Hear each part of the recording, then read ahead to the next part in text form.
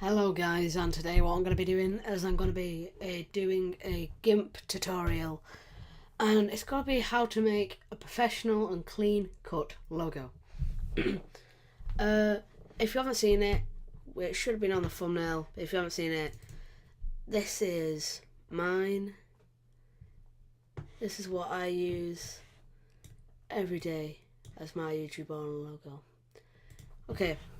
So what you're going to do is I'm using a Mac, by the way, so you're going to have to incorporate this into your Mac. It's the same steps, on PC.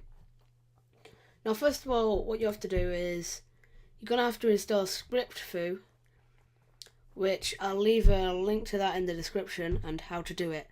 I've not done the tutorial on this. My inspiration, as I call him, made this video, and he tells you how to download it all. It's very, very simple, 1 minute video.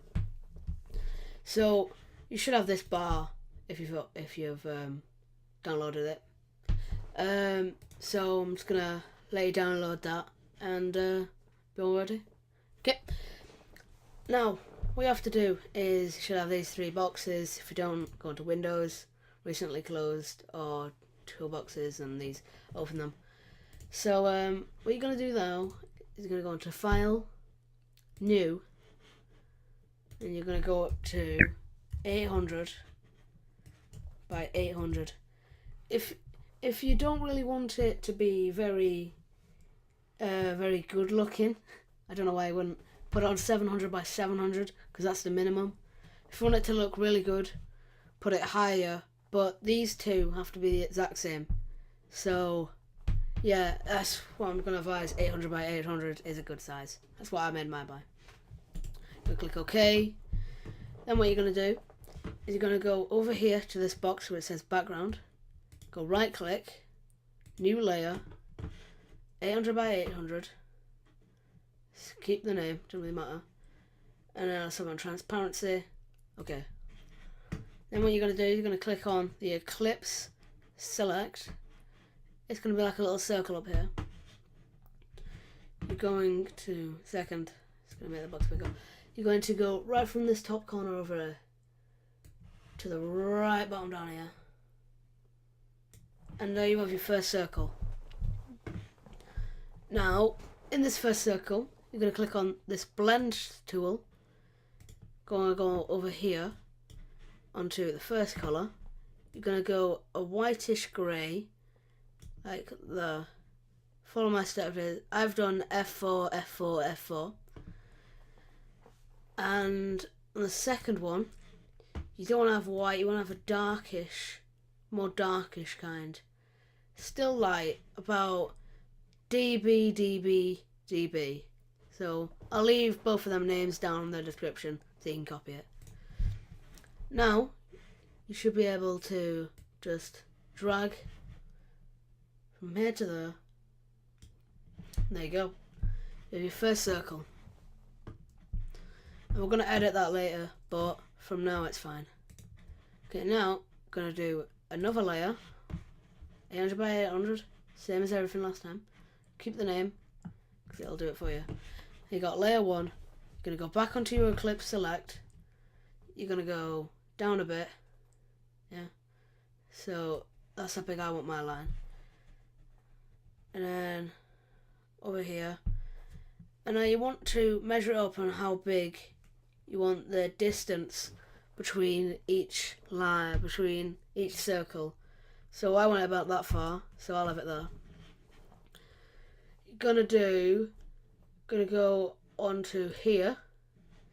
You're gonna click, I've done a nice green, oh, it's not the right one. Oh, it is. Oh, yeah, it is AAF344. I'll put that down in the description too. So what you're gonna do, click OK, go into your fill tool, fill it in. Now you should have like a nice green. Now you're going to create another layer, 800 by 800. But now what you want to do is you want to go back to that little whitish thing this time. I can't remember what I had. I had like F4, F4, F4. Something like that. Oh, found it again. Exact one? Oh, because I do it like a boost. Oh my god, I just clicked on there, but who cares? Now, what you want to do is you want to click off that. You're going to go over to here. Go create another circle. This time you're going to go even further. This one's going to be like a small circle. Going to keep it the same way from the edge.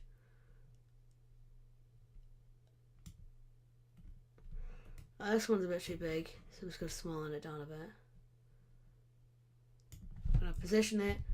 You can do what I'm doing with the arrow keys. You use your arrow keys.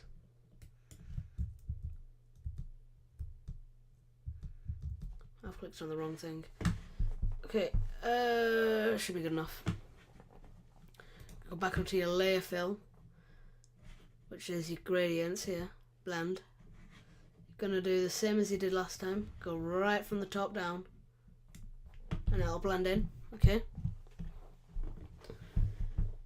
Now, what you want to do is you're going to want to get the back layer. You're going to go into script through, layer effects, drop shadow. You're going to go on this. You're going to keep everything the same, except you're going to turn this colour still stay black, but you're going to turn this up to 20. Okay. Now this bar at the top you can change if you do want to, but I wouldn't suggest it. So you're going to click merge with layer, let it do its thing, and that should give a nice little drop shadow effect, like that. See? Nice. Now you're going to do the same with this layer. We've got layer effects. Now what you're going to do with this one is you're going to do an inner glow. You can keep this the same. It's a nice colour. Don't need to change anything. Merge with layer. There you go, you can see his nice little side. Now this, you're going to have a shadow, yeah? Drop shadow. But what you're going to do on this one, you're going to keep it black, but you're going to lower the size down, and you're going to have it around 6 or 7. I'm going to go with 7 to find it better. Yeah, you should have this now. Okay, now what you're going to need now is, I forgot to mention this at the start, what you're going to want to do, if you don't already have it, is you want to save your image as an XFC file, put it onto your desktop. Now you want to install the Dodger font. That's pretty easy. All you have to do is download it and then put it into your GIMP fonts. That's pretty easy. I'll do a video on that later on, so you know how to do that. So you're going to get your Dodger. I already have it. I'm going to go script into here, and you're gonna, now for some reason my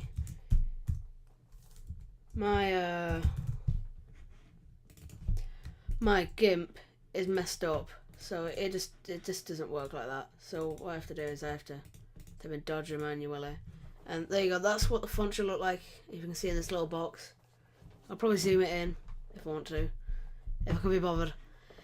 Then what I'm gonna do.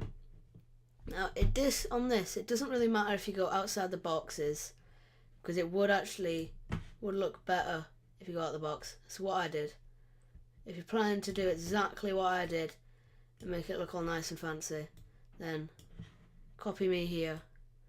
But just depends on what you feel like. I just got the corners in, but it doesn't really matter. Now for me, what I'm going to do is I'm going to write in what am I called? The Gaming Addict, so TGA. Go copy that. cut paste it in. What you want to do with yours is you want to write your initials of your YouTube name or your company name or whatever you want to do. The initials of it. Right in here. You're going to turn it black. Yeah? You're going to turn it black over there.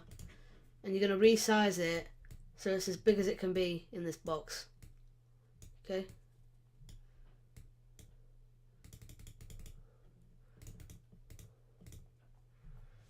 Doesn't really matter.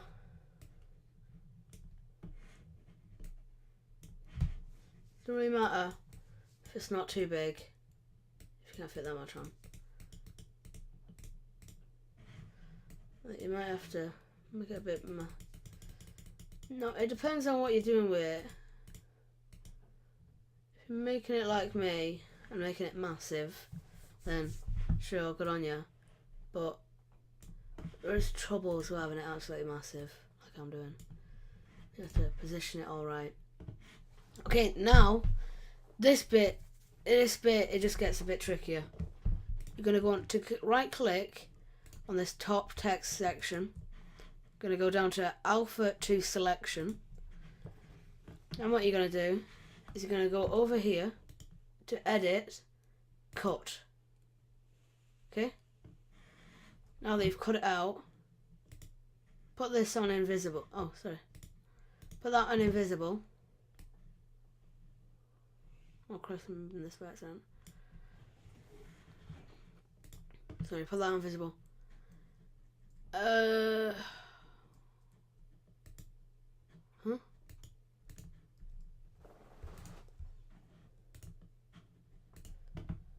Oh no, I've done the wrong thing. Okay, what you're going to want to do is you're going to go on this selection, this one, and then edit, cut. There you go. You should have this now. Sorry, you can stop your mistakes. Children, you can stop your mistakes. Learn from me. See, now you've got this into here and that into there. What you want to do is you want to go into Image. Oh, sorry, Select, None. Then you've got this. Now, it does look a bit not very nice in these bits, but you can just zoom in on them, get your eraser out. Alright, it's a bit smaller, but it doesn't really matter.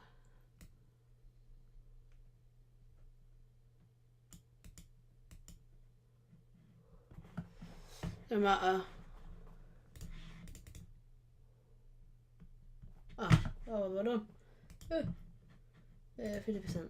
Oh, no, not 50. 100. There we go. So, now it doesn't really matter what this does because we're going to put a drop shadow on it later. So, yeah. Now what we're going to do is we're going to go into second layer. We're going to go on to script through layer effects. We're going to go on to inner shadow. Inner shadow. Size. It's going to keep that on 5. Merge with layer. And okay. And that's what it should look like.